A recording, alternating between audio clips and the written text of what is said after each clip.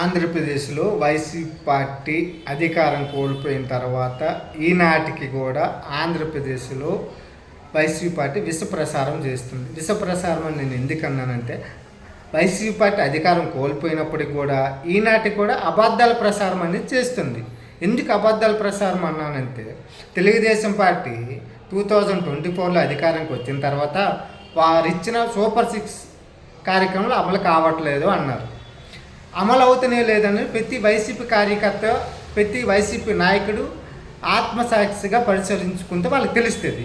కానీ నేను 2019లో YCP party ఇచ్చిన వాగ్దానాలు అమలు కాలేదని చెప్పగలను. ఎందుకు ఈ విషయాన్ని వాళ్ళకి గుర్తు చేస్తున్నానంటే, వాళ్ళు అమలు చేయలేదు కనుక టీడీపీ పార్టీ అమలు చేయలేదని చెప్తారు. పచ్చకామలు వచ్చినకి లోకమల్లి పచ్చగానే కనిపిస్తుంది. ఎందుకు ఈ విషయాన్ని నేను చెప్తున్నా అంటే, 2019లో వైసీపీ పార్టీ అధికారానికి వచ్చింది. వాళ్ళు ఏం వాగ్దానం చేశారు? అధికారంకి రాకముందు అధికారానికి వచ్చిన వెంటనే పెన్షన్ 3000 పెంచుతానన్నారు.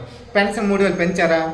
సంవత్సరానికి 250 రూపాయల చొప్పున పెంచి లాస్ట్ సంవత్సరం 3000 ఇవ్వడం జరిగింది. వాళ్ళ వాగ్దానాలు అమలు చేసే విధానం ఇలాగ ఉంటుంది. అంతేకాకుండా అధికారానికి వచ్చిన వెంటనే ఆంధ్రప్రదేశ్లో మద్యపాన నిషేధం చేస్తానని చెప్పారు. కనీసం మద్యపాన నిషేధం చేయలేదు కదా. ఆంధ్రప్రదేశ్లో ఎక్కడ దొరకని బ్రాండ్లు ఆంధ్రప్రదేశ్ తీసుకొచ్చి అక్కడ అమ్మి అక్కడ ఉన్న జనాలు ప్రాణాలతో ఆడుకున్నారు. ఇది వీళ్ళు చేసే మద్యపాన నిషేధం కార్యక్రమం అమలు చేసే విధానం. అంతేకాకుండా ఆంధ్రప్రదేశ్ ఉద్యోగస్తులకి ఒక పెద్ద హామీ ఇచ్చారు. ఏమిచ్చారు? సిపిఎస్ రద్దు చేస్తానని చెప్పారు. సిపిఎస్ రద్దు చేయలేదు పోగా కనీసం నెలకి 5వ తేదీని జీతం వచ్చేది వాళ్ళకి టీడీపీ గవర్నమెంట్లో. వైసీపీ పార్టీ అధికారానికి వచ్చిన వెంటనే 20వ తేదీకి 21వ తేదీకి జీతం వచ్చేది. ఈ జీతం రావడం వల్ల ఉద్యోగస్తులకి ఈఎంఐలు ఉంటే ఈఎంఐలు ప్రతి బ్యాంక్ వాడు ఎప్పుడు కట్ చేస్తాడు?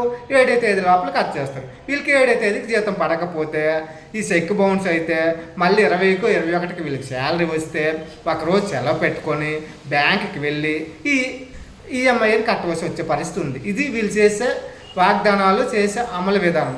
అంతేకాకుండా అధికారానికి వచ్చిన వెంటనే ప్రతి సంవత్సరం జాబ్ క్యాలెండర్లు ఇస్తున్నాను. జాబ్ క్యాలెండర్ ఇవ్వలేదు కదా, కనీసం ఒక జాబ్ కూడా తీయలేదు. కనీసం మెగా డిఎస్ తీసారా? తీయలేదు.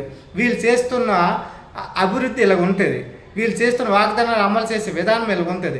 ఎందుకు ఈ విషయాన్ని చెప్తానంటే, ఆంధ్రప్రదేశ్లో వైసీపీ పార్టీ అధికారం రాకముందు ఆంధ్రప్రదేశ్కి అమరావతి రాజధాని అయితే బాగుంటుంది అని చెప్పారు. కానీ అధికారానికి వచ్చిన వెంటనే వీరు మాట మార్చారు. ఏమన్నారు తెలుసా?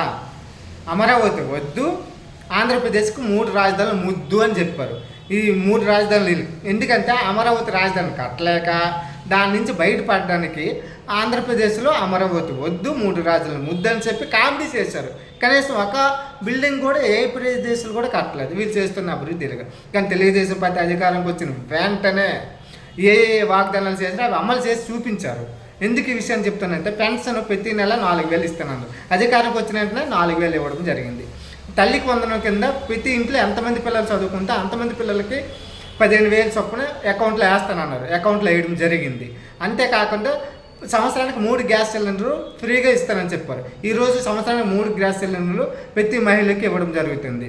అంతేకాకుండా ఆంధ్రప్రదేశ్లో అన్నదాత సుఖీభావ కార్యక్రమం మొదటి విడతగా వ్యవసాయ పెట్టుబడిగా రైతు ఖాతాలో డబ్బులు జమ చేయడం జరిగింది. అంటే అన్నదాత సుఖీభావ కార్యక్రమం కూడా అమలు అయిపోయింది.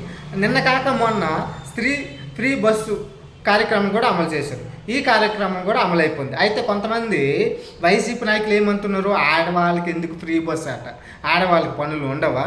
వాళ్ళు వ్యాపారం చేయరా? వాళ్ళు సన్నకారు రైతులు ఉందరా? ఎందుకు ఈ విషయాన్ని చెప్తానంటే, మాది పాసిపంట మండలము. మా మండలంలో చాలామంది సన్నకారు రైతులు, చిల్లర వ్యాపారస్తులు ఉన్నారు. వాళ్ళు వ్యాపారం చేసుకోవాలనుకుంటే వాళ్ళు ఏం చేయాలి? వాళ్ళు పండించే పంటని ఒక ప్రదేశం నుంచి ఇంకొక ప్రదేశంకి తీసుకెళ్ళాలి. రోజు ఆటోకు వెళ్తే, బస్సుకి వెళ్తే 50 రూపాయలు అయ్యేది.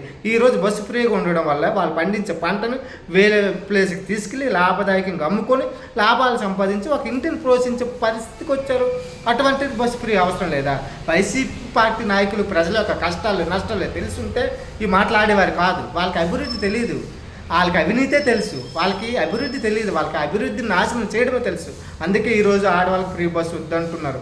ఇలాగ వద్దని విశ్వప్రసారం చేశారు వైసీపీ పార్టీ కార్యకర్తలు కావచ్చు, నాయకులు కావచ్చు, వాళ్ళ యొక్క విష ప్రసారాన్ని ప్రజల మధ్యకి తీసుకువెళ్ళి ప్రజలందరికీ తెలుగుదేశం పార్టీ చేస్తున్న అభివృద్ధి కార్యక్రమాలను, సంక్షేమ కార్యక్రమాలను అర్థమయ్యే విధంగా ప్రతి టీడీపీ కార్యకర్త సైనికుల్లాగా పనిచేసి మన నారా చంద్రబాబు నాయుడు గారు చెప్పినట్టు ప్రతి సంక్షేమ కార్యక్రమం అమలు అయ్యేటప్పుడు టీడీపీ కార్యకర్త వాళ్ళ మధ్యలోకి వెళ్ళి టీడీపీ కార్యకర్త చేతుల మీదుగా కానీ ఆ సంక్షేమ కార్యక్రమాలు చేపట్టినట్టయితే రేపు రాబోయే పంచాయతీ ఎన్నికలు కావచ్చు, స్థానిక ఎన్నికలు కావచ్చు, మన ఓటు అడిగేటప్పుడు మన ముఖం చూసేటప్పుడు ఈ నాయకుడి వల్ల మాకు ఈ పథకం వచ్చింది, మేము ఇంత లాభపడ్డాము, మేము మళ్ళీ తెలుగుదేశం పార్టీకి ఓటు వేయాలనే ఒక సదుద్దేశంతో ఉండి మనము స్థానిక ఎన్నికల్లో ఘన విజయం సాధించడానికి ఈ యొక్క అవకాశం ఉంటుంది.